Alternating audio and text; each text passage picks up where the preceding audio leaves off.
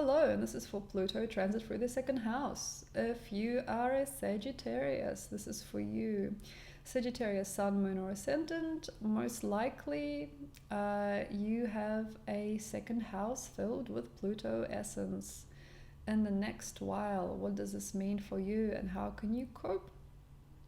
What's going on? Well, Capricorn is your future and is pulling you inside. It is pulling you before you're even ready. It is like being birthed on the 7th month of being incubated in your mom's belly. You're not ready, but you are. You are. You are the premature birthing of humanity through space and time as we're pulling ourselves out of ourselves very quickly in this transit. 2008 is when it started, 2023 is when it's going to finish, but it's your second house. What is it? Is this about your daily life, your pleasures? What is the world giving you and how are you achieving what you want? If you're a Sagittarian ascendant especially, you'll find this time very peculiar as you'll get a lot of knowledge through the household things, through cleaning and through doing tasks, through putting yourself out and generating something of meaning. You have been very peculiar before 2008, thinking that you don't have enough in your world and kind of stomping a little bit around in anger or frustration, thinking that your world of goods and physical pleasures will not suffice, that something in your world is not providing you enough or is not really giving you the right kind of atmosphere for you to flourish and to become the beautiful star that you want to be. And here you are in this Pluto transit. This is 2016 that I'm recording this, and you're most likely going through a very strange time of despair because what you've put yourself into is a house or work or money or some kind of a physical bound thing that will not fruit, not for a long, long time. You've been investing yourself in some way into a business or some kind of a paradigm where you cannot really achieve the money or the input from the world into you that you really want. You kind of feel like you're generating, doing, but it kind of goes into the black hole of revelation. And what you get here is completely truth, because what you realize through this period from other people, what they've said, what they've done, how they reacted to your kindness, how they reacted to your wallet, opening your wallet for strangers. How have you done this and how have you learned about human beings in this transit? And you'll find, because everything is kind of learning from you, for you, that Pluto here is not very strange. It is just a planet that doesn't want to be uncared for. You don't want to be, in a way, somebody that is pushing money or care into another person, but you have become that in a way. You've really bridged your gaps, because before you wanted something, you stomped your foot and you wanted more. And then since 2008 onwards, you've really realized what it's like to be the giver and what it is like to be the power when you have more than enough, but perhaps through hardship you've gained less, or there's been a lot of different deceit in your second house of finances. You've been playing with them, these other people and these other formations in your life, these other beings, as if you wanted to give them grief, perhaps. Through portraying somebody who's very gentle, but inside you perhaps wanted more. Like, oh yeah, okay, I'll do this job for $200, but inside you really wanted $4.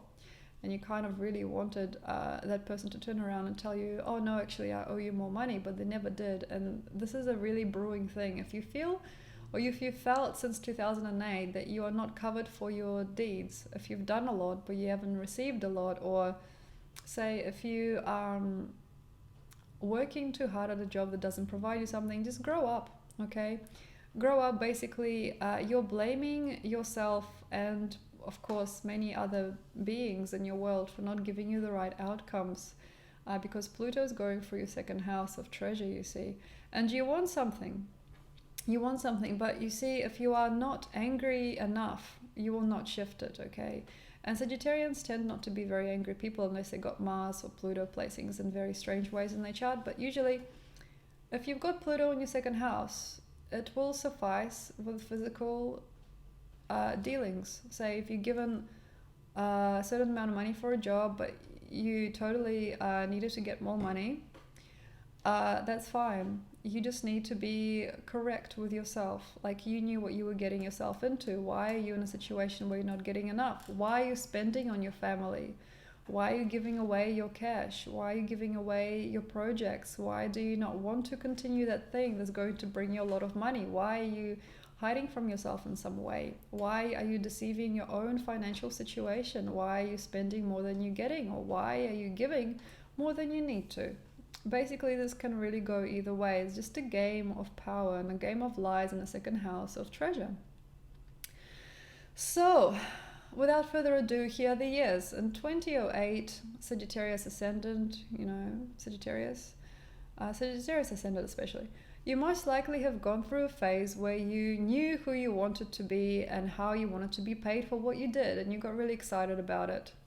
Now, 2009 would have brought you a lot of excitement in the way of people ridiculing and also putting you into a context of a kid. Like, hey, did you know that, so-and-so did this painting, and you thought it was your heart and soul, but they'll actually kind of laugh at it and prod at it, but still you got like a uniting feeling in the air where everybody looks, but the adequate reaction to you and the adequate pay is not reached. In 2010, you would have found yourself in a guru state where people would come to you and give you a lot of money for nothing. Completely weird things, because you've learned your lesson before and you don't waste your time on people the same way anymore, but here they are.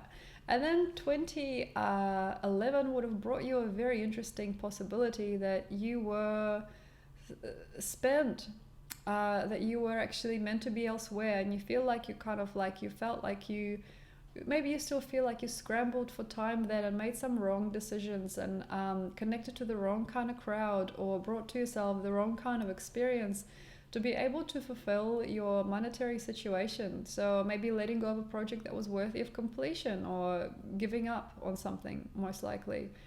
Getting into something that was just a dream. 2011, 2012, bringing to yourself a human being who doesn't know anything and teaching them a good thing or two. Perhaps you've got a mother or a father, especially mother figure, that doesn't need a father figure anymore. Perhaps you've got somebody in your life that doesn't really concentrate on themselves, and then you give them a lot, and through giving them something, you've actually grown a heap. 2013, you've probably plodded along and you've done that thing and you laughed inside, but you kept on going and you got your returns, but you didn't have that much fun, and you're still kind of resentful for that, most likely, especially as you got Saturn in your first house as I'm speaking now. In 2014, you would have gotten through a lot and done a great deal of things without care. So you would have done a huge deal of dramatic experiences for others. You would have really carried somebody through, but not gotten anything for it that you would have really valued, or really put above anything else you've had before. So for a lot of care for another, you would have gotten not very much, but you enjoyed the ride. 2015 would have been a time of revelation, as you would have known why and what have you been missing. Why did you stick around? Why did you get stuck to that thing that you wanted so badly? And it is time to get stuck to another. Stuck to a thing you think that will be similar? No, it was not a good time to do that. 2015 wanted you to stop sticking to things as much as you used to. 2016 is a time of expression and a time of realignment with Source through magic and union with the divine. 2017, time to not worry, time to create a new idea, and time to just get it done. 2017 will bring money if you can combine your efforts with other people and not given to the pressure of being alone. 2018 is a very wonderful time to recreate something that's old, or push through an idea that was stagnant for a while and get a lot of money for it. 2019, give it up and just be, because that's the best way to generate. 2020, don't give up. Keep on going, strive and fall and fun and fool around and have a really good time. 2020 will bring you a very fresh representing idea where you can feel completely enlivened by somebody without the income idea in your head. So you always do something for free just for the wonder of it without need. 2021, is a good time to perceive something as pure without the need for money, and a very good time to also make money in a very simple situation which you don't really care for. 2022. Become one with that idea and have a good time, have a blast, and see what happens. 2023, you become the best at that thing that you didn't think would be the good thing to do, and eventually get all the glory and the fame and the money for it if you really follow your heart. Anyway, thank you very much for this